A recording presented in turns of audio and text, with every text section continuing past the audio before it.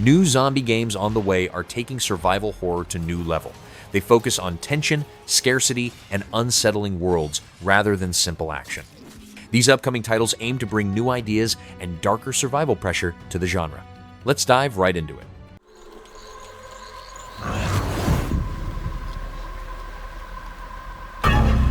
Darkwood 2 expands the series' unsettling survival horror into a broader and more dangerous world. Daytime exploration and scavenging remain critical, while nighttime continues to bring extreme danger. New locations and creatures push the tension further, forcing careful planning and tough decisions. The focus stays on atmosphere, mystery, and surviving against the unknown.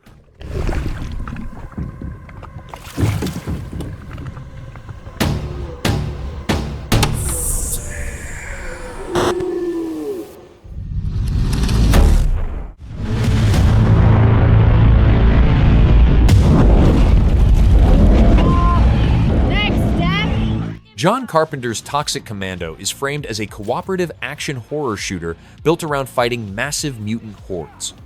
Squad-based teamwork, shared resources, and chaotic encounters drive each mission. The direction leans heavily into horror movie energy rather than realism. Replayability and co-op survival sit at the core of the experience. Liar, liar! Zombie on fire! Best power ever! They're wrecking our ride! Could use some help now! I need some first. Can you all please cover me? Whatever works.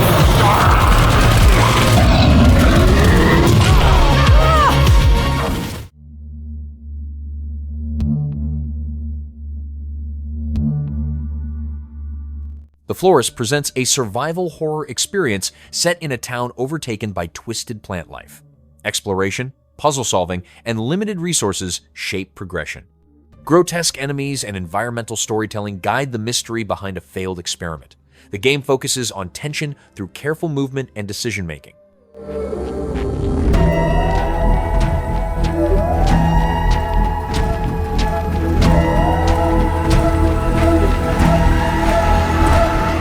The stars for a new home.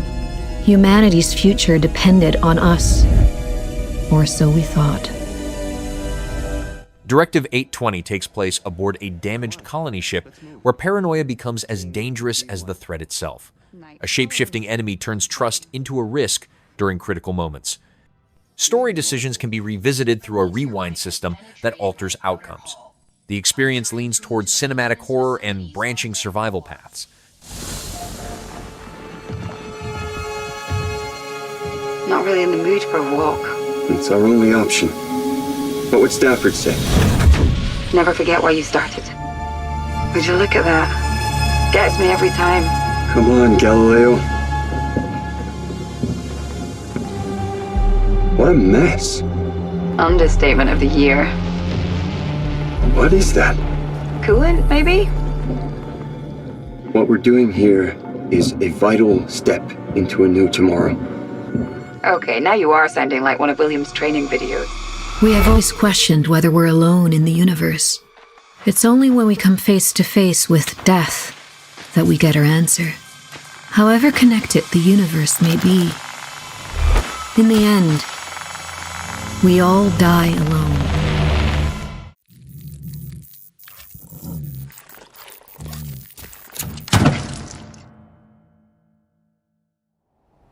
Phase Zero draws inspiration from classic survival horror design.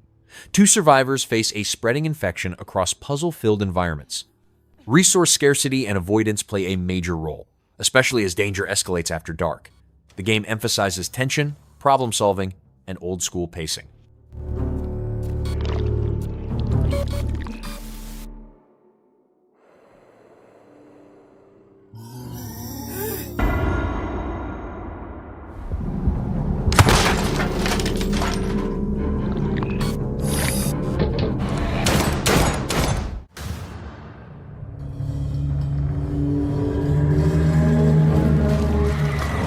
Hunger is set in a plague-ravaged Europe where scavenging missions carry constant risk. Expeditions balance hostile creatures, rival players, and limited escape opportunities. Every run forces choices between greed and survival. The atmosphere focuses on desperation, decay, and high-stakes tension. A touch of warmth? A gold coin? Or two? No. Deep within these folds of flesh, you and I both know. Death has judged us rightly. For we are but beasts, unworthy of salvation.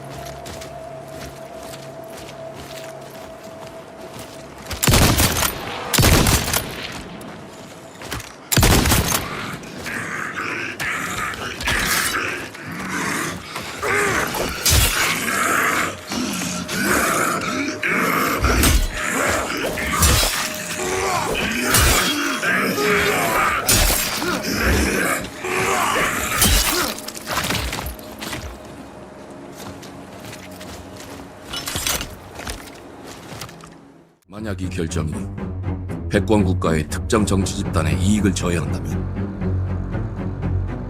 Mudang Two Hearts is framed as a story-driven action thriller set in a fractured near-future Korea.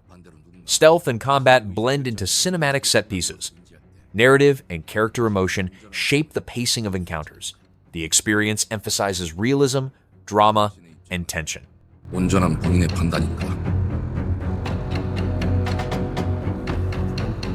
그렇게 믿고 있거나 믿고 싶을 뿐.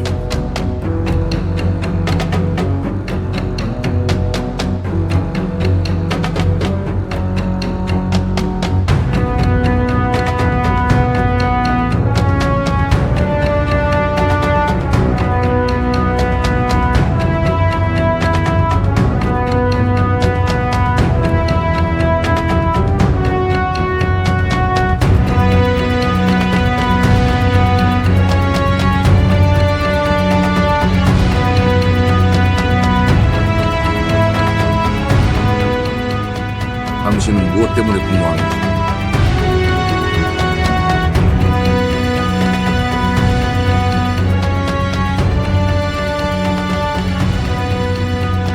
당신의 분노는 스스로 결정한 것입니다.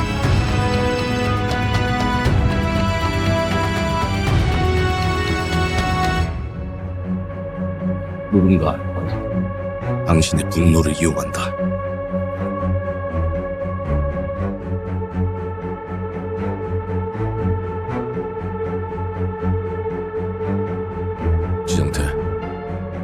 지정태!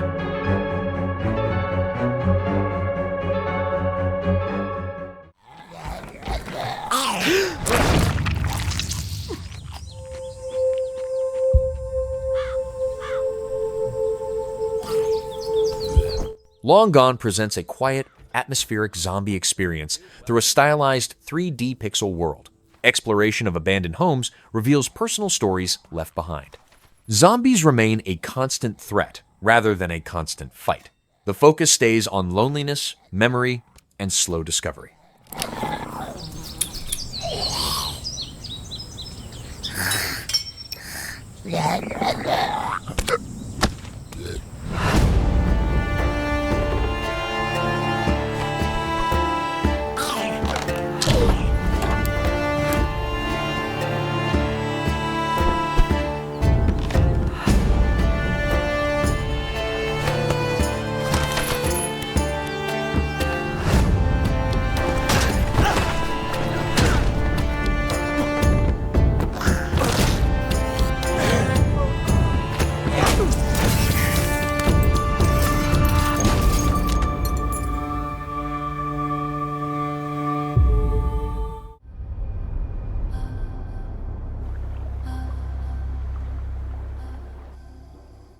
Cinder City is positioned as a large-scale MMO tactical shooter built on Unreal Engine 5. The game is set in a post-apocalyptic version of Seoul, where advanced future technology collides with the modern world. A seamless open world supports realistic gunplay and large encounters. The direction aims to deliver a global-scale experience across PC and consoles.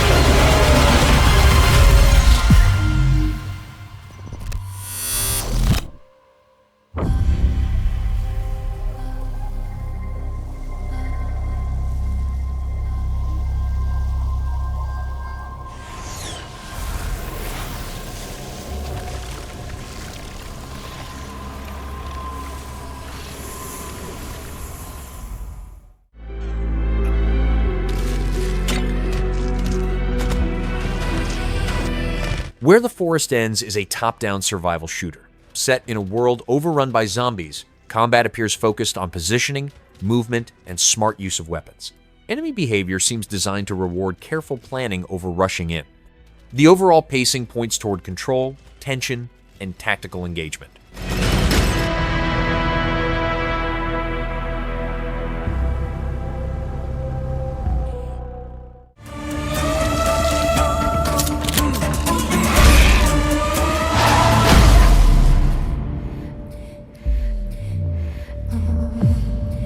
Crisol Theater of Idols blends folklore, religion, and body horror into a disturbing first-person experience. Blood acts as both a weapon and a limited resource. Environments are dense and unsettling, encouraging close-quarters encounters.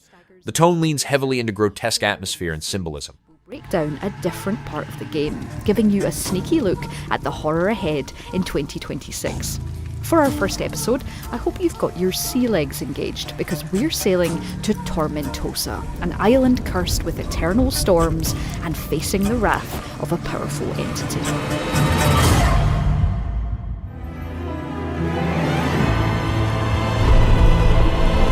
Tormentosa really does have it all. Beautiful beaches, plenty of places for great food and drink, and welcoming locals. Okay, maybe I lied about the last part. Tormentosa is an island off the coast of Hispania, a rich and strikingly twisted version of Spain, carefully crafted by Madrid-based Vermilla Studios. Creative director David Tornero and his team wanted to make sure that the town itself is as much a character in Crisol as our leading man Gabriel, and to make sure that Spanish culture bleeds into every location. The word Crisol actually means crucible, and the studio has created Tormentosa as a melting pot of different influences from across the country in different eras. This means you'll see Romanesque, Baroque, and of course Gothic architecture combining to bring to life a wholly unique but still definitively Spanish world.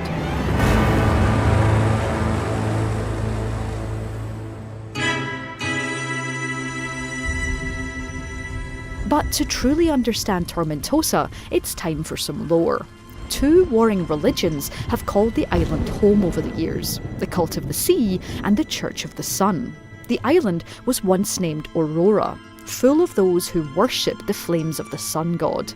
By the time we get there though, the Cult of the Sea has taken over, and we see lives that are shaped entirely by water. Anchors loom on the skyline, scales are the order of the day when it comes to decor, and those who worship the sun have been labelled heretics and disappeared into the shadows. Playing as Gabriel, a follower of the sun god, we enter a city that has desperately remodelled to get away from its past. But you'll still find history of these warring religions as you wander the streets, including in blood memories that let us catch a glimpse of what came before. We will calm the waters. Given that Gabriel needs blood to shoot and stay alive, you'll have to absorb nearby corpses of animals to keep your health up. But these aren't your average livestock. Scales cover their bodies as something in the water has warped and mutated them into land-sea hybrids, something that the town is clearly fiercely proud of. Delicious.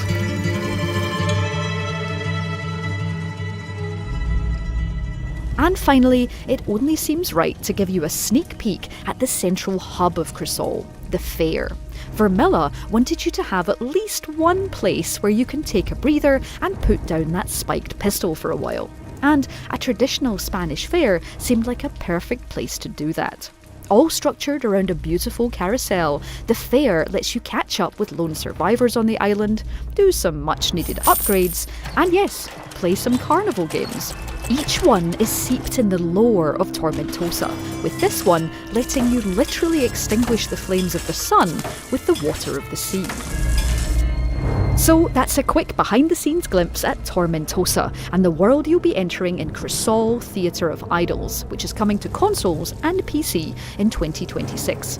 You can wishlist it now on Steam. And don't forget to subscribe to Blumhouse Games to make sure you keep up with all of our news and updates from our dev teams.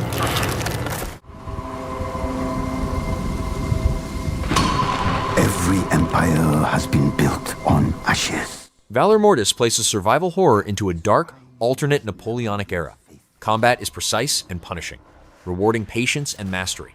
Enemies and environments reflect supernatural corruption. The experience focuses on tension through skill-based encounters, rather than fast action.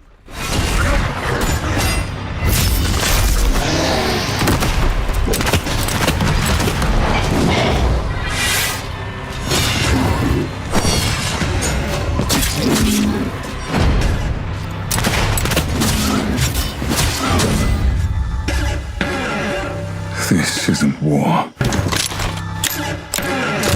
This is damnation.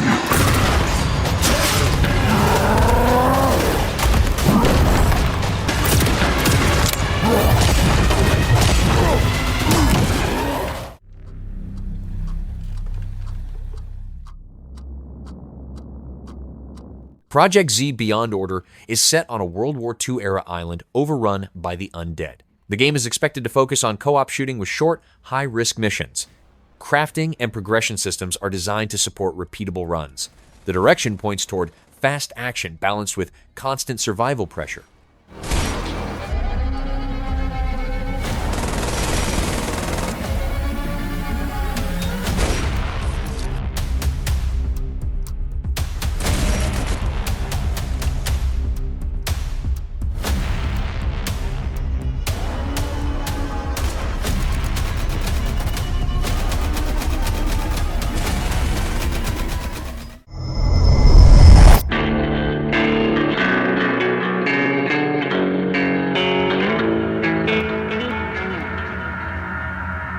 A message from Mira. Liminal Point returns to classic survival horror set on a fog-covered island.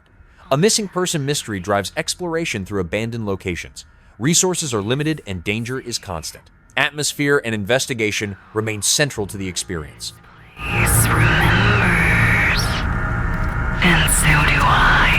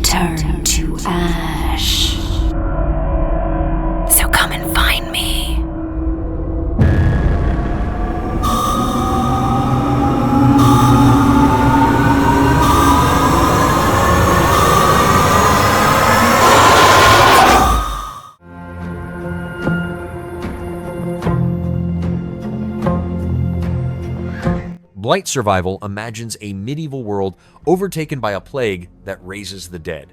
Cooperative missions send players into corrupted zones to gather resources. Combat blends historical weapons with survival tension. The game focuses on teamwork and risk-driven progression.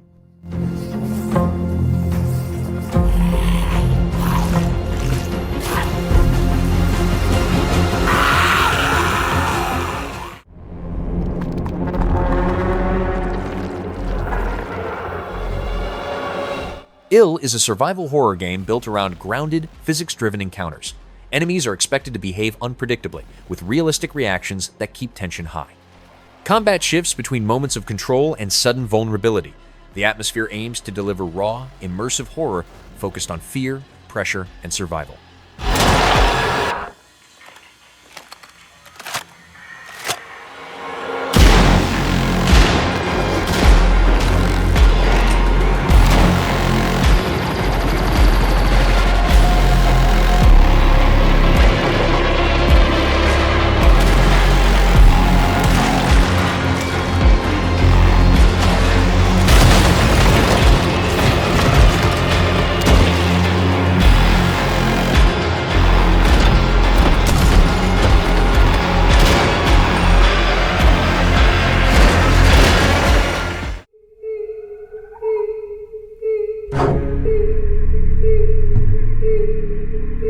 The Twilight Project unfolds in a forgotten village, where night transforms reality.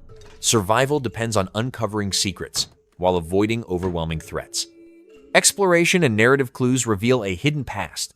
The tone focuses on slow dread and mystery.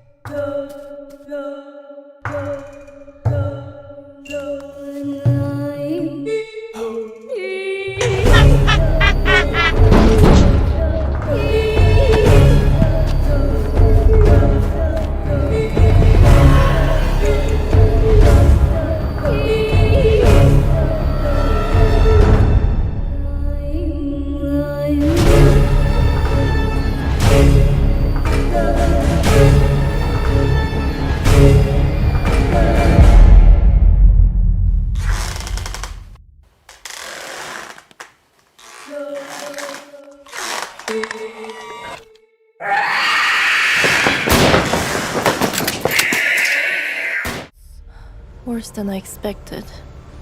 Do you see those growths there on the beach? Did your government brief you on any potential anomalies? Ground Zero presents retro-style survival horror set after a catastrophic event in South Korea. Fog-filled environments hide creatures and secrets. Combat, puzzles, and limited supplies shape progression. The experience emphasizes atmosphere and classic horror structure. I just killed a dog. Actually, 2 dogs. That plant thing! It's doing something to the bodies here! I think it's mutating them. Dog, human, fucking whale, who knows what else? It's better you just turn around and leave. I only have 1 more shell. I don't think it's going to be enough. It's too late! Dying won't change anything! Can you describe the sound in the recording? Projekt Spectrum introduces an asymmetrical horror shooter built around paranormal investigation. Teams explore corrupted zones using cameras to track supernatural threats. Human players are hunted by player-controlled monsters with unique abilities. The mix of survival, crafting, and tension-driven multiplayer gives the project a distinctive direction. Strong wind. What the hell happened here? We got company!